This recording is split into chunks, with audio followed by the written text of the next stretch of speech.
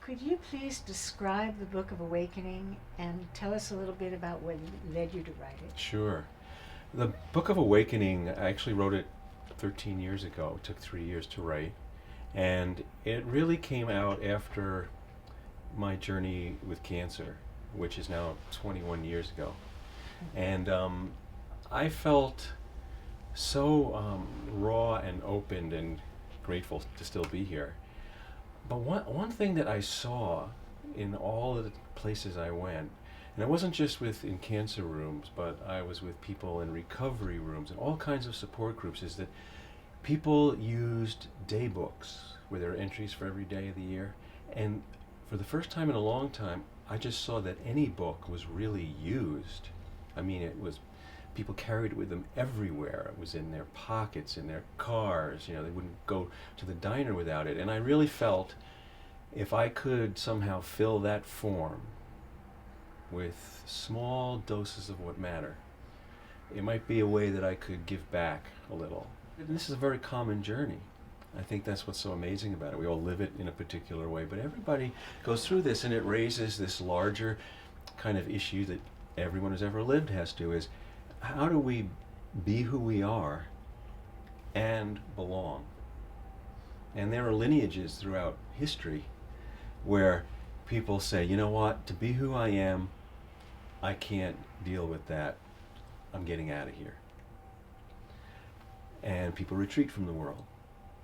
And there are other people who say, for the good of the cause, for the good of community, for the good of family, I will muffle my dreams. I will subvert and submit who I am. And there's nothing wrong with either of those, but I think, at least in my life, and I think this is a challenge for our times, the challenge is not either or.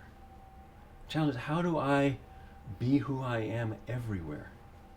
I had Native American poets make bookmarks of sweetgrass for me, and nuns who prayed for me even though I'm Jewish, and I had a Sufi circle, these wonderful people who held my name in the center of their circle. I've never even met them, and my brother devised some macrobiotic diet that I tried that was awful, but everybody contributed something they believed in. And on the other side of this, to wake up and still be here, I've been asked hundreds of times, so how do you account for the miracle?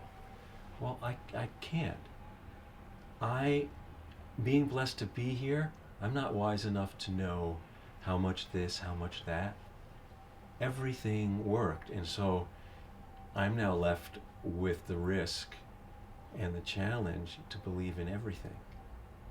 And believing in everything has led all of my work to center around, where do all the traditions meet in the middle? Recently, you're writing a lot about joy. Can you talk a little bit about that? Sure. I think when I was younger, well, I'll preface that with one thought, and that is, in the first, I'd say, half of my life, and this is very common, I looked for how I was unique, how I was different from everybody. But in the second half of my life, and certainly after my cancer experience, it's all changed, because I really look now for what I have in common with other people and other living things.